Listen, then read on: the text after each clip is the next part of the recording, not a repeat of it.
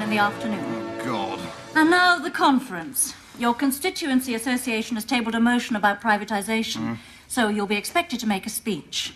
Oh, and Alan, will you please take your hand out from under my skirt? Oh, Beatrice, why be so hard on yourself? You know you want me. Alan, concentrate on the matter in hand. I love it when you talk dirty. Look, I'm attracted to you, Alan. Of course I am. Well, who isn't? But it would never work. I mean, what about Sarah?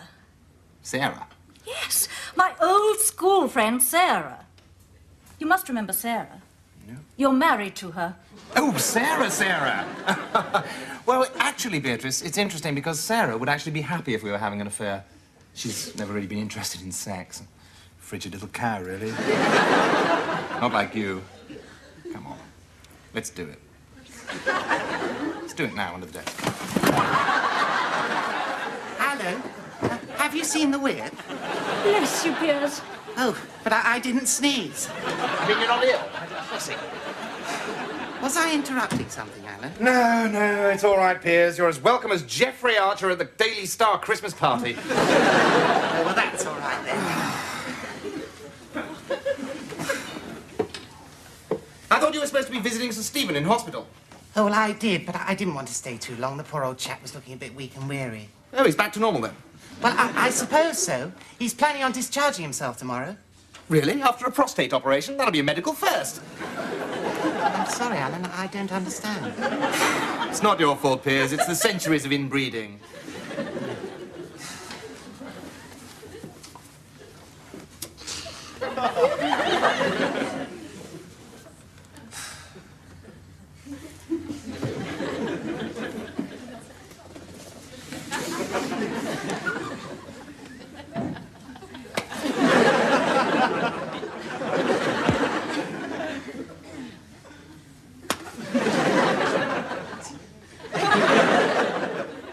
So, have you found yourself a pretty little bed warmer for the party conference, then? What do you mean? Well, Beatrice was just offering to share her suite with me at the Imperial Hotel. Why? Are you both on a diet? No, her hotel suite. God, if your IQ was any lower, you'd need watering, wouldn't you? Are you talking about illicit sex? Yes. Illicit sex. The best sort. Alan, it is not normal for a man to go chasing after every woman he sees. Homo sapien is naturally monogamous. Naturally monogamous. Where are you getting these 5 guinea words? Anything more than 2 syllables and you normally have to have a lie down. Well, you know Sir Stephen is the chairman of the Campaign for Moral Regeneration. No, I didn't know that. Mind, it makes a lot of sense. I mean, it's a fine old English tradition, isn't it? Once you're too old and decrepit to do it yourself, you start a committee to stop everyone else doing it. How dare you? Sir Stephen and Lady Rosemary have been happily married for 47 years. Happily? Well, then why is he lying in hospital, minus his prostate? I'll tell you why. Lack of use. I'm not letting mine go rusty. You're morally bankrupt, Alan. Oh, that's rich, isn't it? Coming from someone whose father was actually convicted of sheep worrying. It wasn't Daddy's fault. It was a regimental tradition. Oh, really? Really? Well, then why did they ask for 17 other animals to be taken into consideration?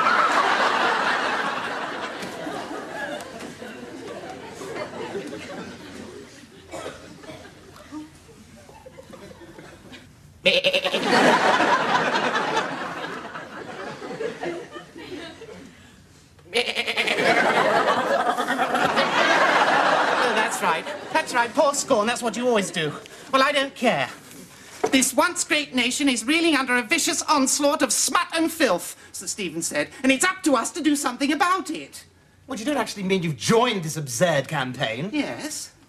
But, Piers, it'll be full of repressed old blue-rinsed virgins in K-skips and support hose. And the women will be even worse. There's a campaign meeting tomorrow afternoon. You really ought to attend for your own good.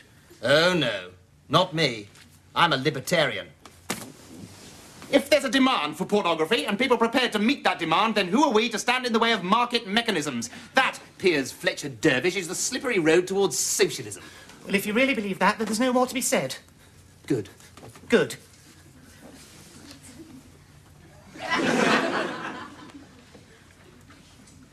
But I'm I'm sure if you saw the sort of obscene films we have to sit through at campaign meetings, you'd be as disgusted as I am.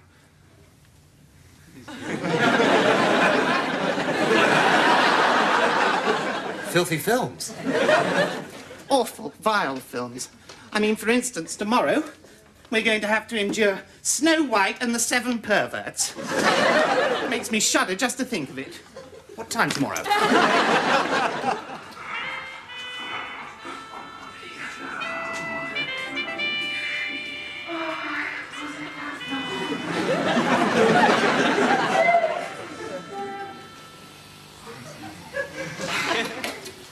Girls, the light switch, if you please. Well, there we have it. Snow White and the Seven Perverts. And to think I left my sickbed for that. I have no words to express my abhorrence for this hateful film. But if there are any comments... Excuse me, Sir Stephen, but on a point of information, I haven't seen Snow White since Nanny took me to the Devizes Gaumont. I think it was Christmas 1961. But I'm sure there wasn't a dwarf called Nobby. Thank you, girls. Any other observations? No? Well, I think this may be a convenient moment to adjourn for a cup of good, honest tea, to wash the taste of decadence out of our mouths. Now, we'll reconvene in 20 minutes to look at the pornographic photographs kindly lent by the Metropolitan Police Commissioner from his personal collection. No, I'm sorry. I mean pictures personally lent by the Commissioner from the Metropolitan Police's collection. 20 minutes, then.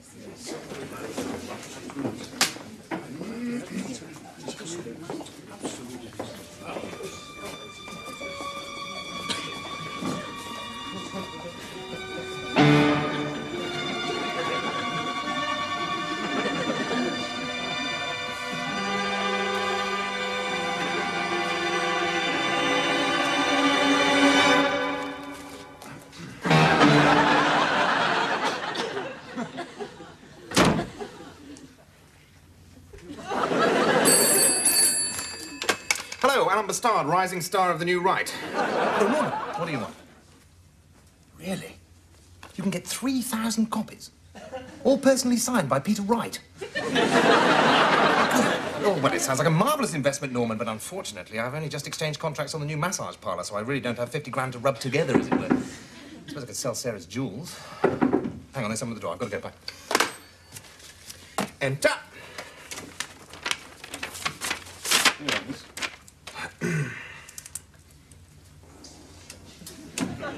Do I know you? We haven't actually met. Virginia Emery. Mm-hmm. I wrote to you. I'm a constituent. Ah, well, that's where the problem is. I'm afraid there's been a misunderstanding. I don't speak to constituents. Good morning. But you invited me to see you, Sir Stephen.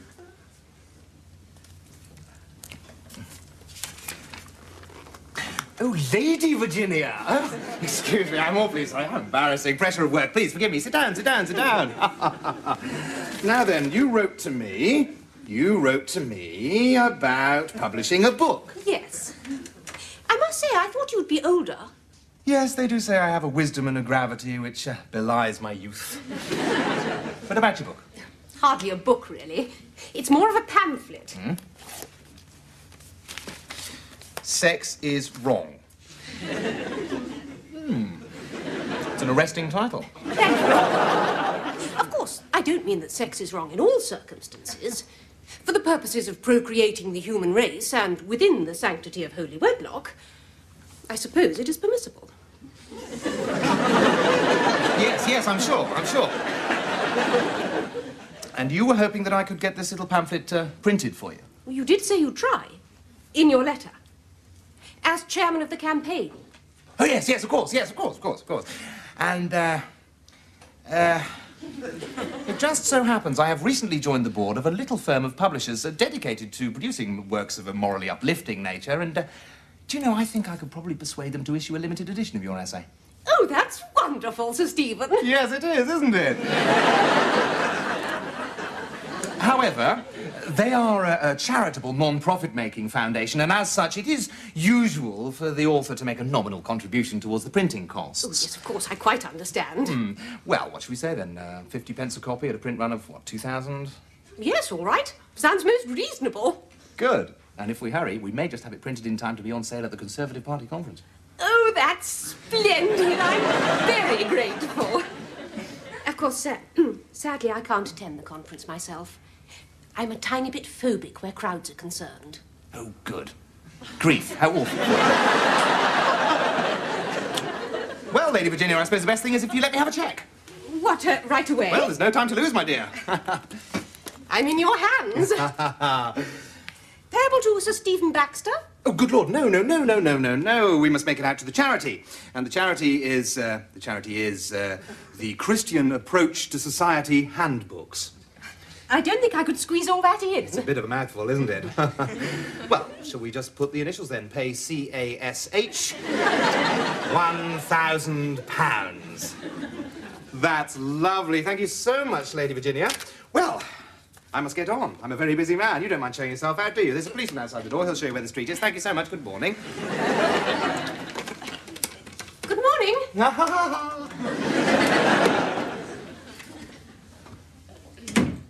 Yeah, hello? Is that Horny Person Publications? Yes, this is Mr. Allen speaking. That's right, the publisher of Big Wobblers. Listen, do you think you could do a rush job for me? Yeah, well, it's a sort of religious tract with some rather unusual illustrations in it. Are they hot? Well, let's just say I'll be sending them to you in an asbestos envelope.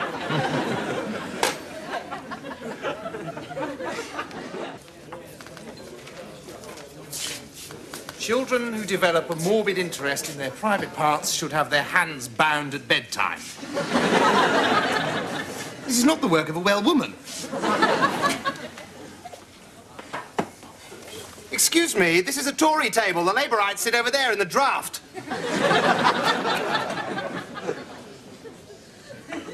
You deaf?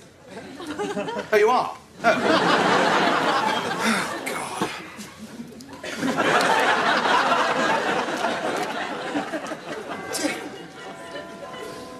Oh, Sir Stephen, over here, over here. Sit down, you mustn't overtire yourself. Can I get you a drink? Thank you. Large wink harness?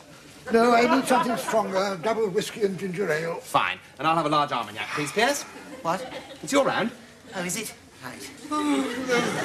I feel quite distressed after that disgusting film. Yes. It must be awful for a man in your condition. Rather like having your stomach removed than being led round Harrod's food hall.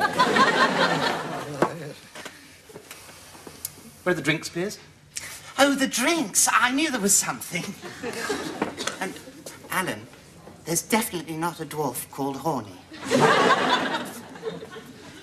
Sir Stephen, I know you're going to find this hard to believe, but in the hour since I left your meeting, I've had a profound spiritual experience. Oh, really? I got back to my office, and I found this waiting for me. Virginia Imrie. Now, that name rings a distant bell. That is a name that will ring bells across the countryside in years to come. Church bells. Here we are, 3 halves of shandy. We'd be better off with a performing seal, really, wouldn't we? Sex is wrong. That's what my fiancé's always said. Sex without marriage is a mortal sin, and yet sex within marriage is an enemy to domestic harmony. This is the work of a genius. She sums up my last 47 years in a nutshell. I know. It's brilliant. We must find a way to disseminate it. Here, we must bring this message of hope to a wider audience. I know. Why don't we run off some photocopies? God, shame on you, Piers. When Moses went up Mount Sinai to collect the 10 Commandments, did he say, "Oh, cheers, Lord, I'll run off a few photocopies"? No, he didn't, did he? He went away and he wrote the Bible. The greatest book in the history of books. We must give Sex is Wrong the greatest presentation we can possibly afford. You mean we must send it to a publisher? No. I mean that we, as the Campaign for Moral Regeneration, should publish it ourselves. Ah, but won't that be frighteningly expensive? Well, interestingly enough, no. I took the liberty of telephoning an old established firm of printers who specialise in works of devotional nature.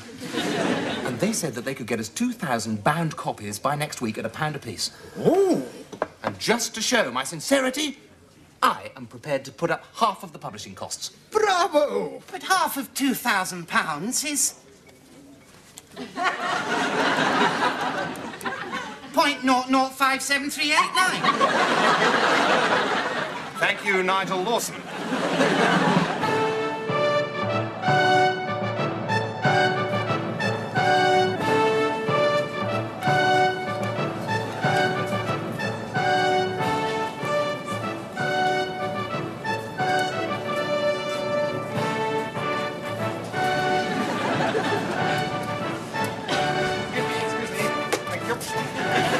What do you think? Not a bad display, Piers. That's better. What do you think? £10? But I thought you said the printers charged £1 a copy.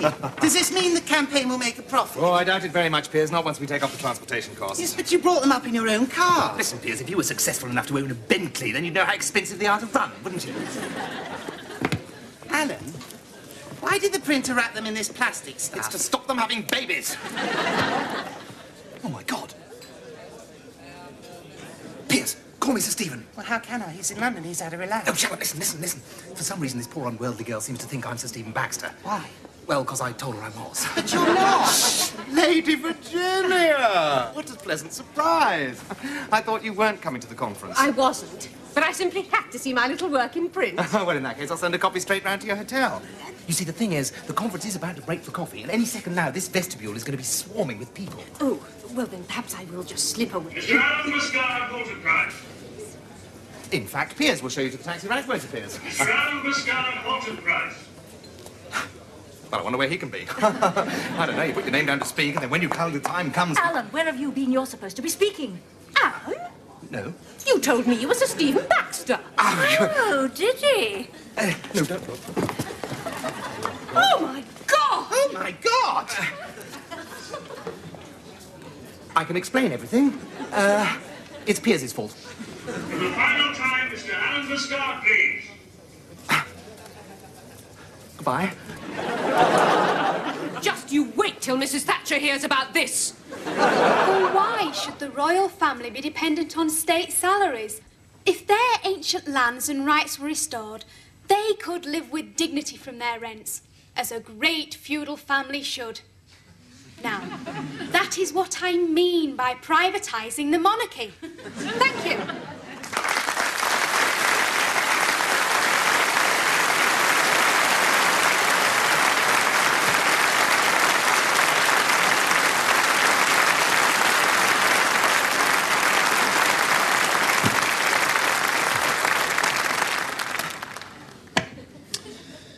Mr. Chairman, fellow Conservatives, Norman, Cecil, Geoffrey. Before I begin, I feel I must say, and I'm sure I speak for all of us here, how very much I admired the last speaker. A credit to her family, to conservatism, and indeed to private education. For I hazard that she doesn't attend a comprehensive in the People's Republic of Brent.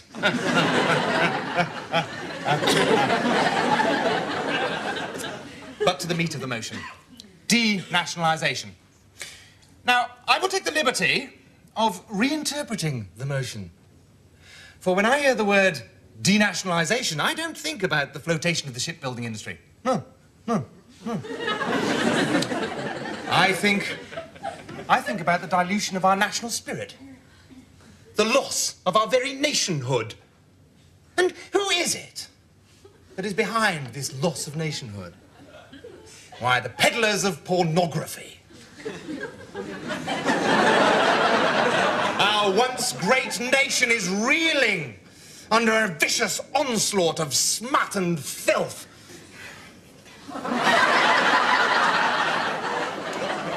But we need guidance in our battle against this tide of filth. And thank God, guidance exists. Sex is Wrong by Lady Virginia Imrie. This book pulls no punches. The text is forthright, and the full-colour photographs, frankly, shocking in their sexual explicitness.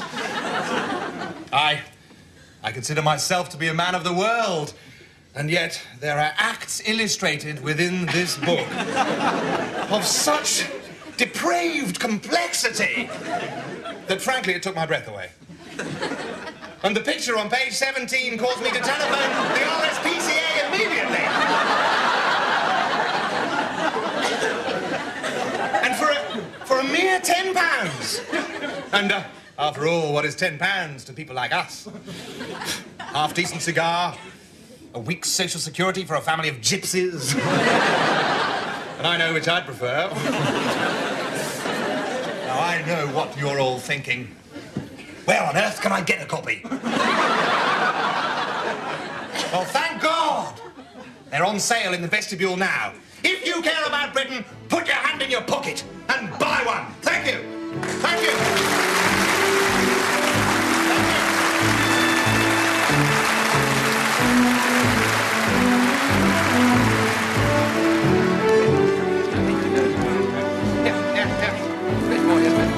Yes, here they are. Here they are. Ready for everybody. Ready for everybody. Page 14. Yes, one page 1. It's most disgusting towards the end. That's where the rubber stuff is. Yes.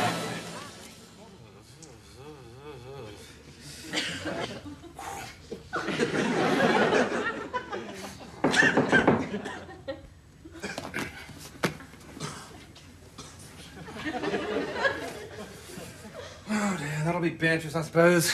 God, it's so inevitable.